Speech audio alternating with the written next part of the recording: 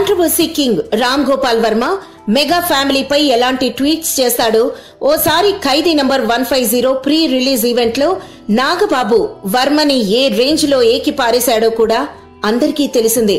ఇప్పుడు మరోసారి పవన్ పై తన ట్వీట్ల పైత్యం ప్రదర్శించాడు వర్మ. పవన్ గతంలో చేసిన ట్వీట్స్ ని తన స్టైల్లోకి మార్చి కొత్త అర్థం వచ్చేలా తనకి మాత్రమే సాధ్యమయ్యేలా ఓ పోస్ట్ పెట్టాడు ఈ మహానుభావుడు.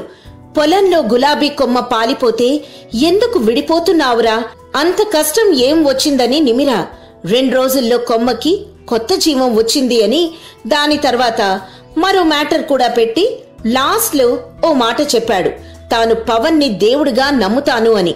అందుకే తిరుమల బాలాజీ, యాదగిరిగుట్ట, భద్రాద్రిలో దేవతామూర్తుల్ని తీసేసి పవన్ తో రీప్లేస్ చేయాలి అని ఆర్జీవి పోస్ట్ చేశాడు. వర్మ పోస్ట్ చూసి కొందరు కామెడీ చేస్తూ ఉంటే, ఏం బాబు ఇంత ఎటకారం అవసరమా అని మరికొందరు మండిపడుతున్నారు.